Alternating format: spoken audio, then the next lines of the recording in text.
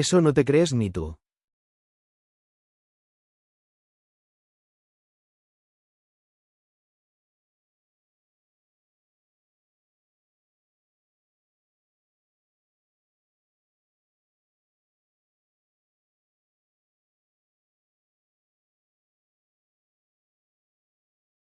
En otro lado.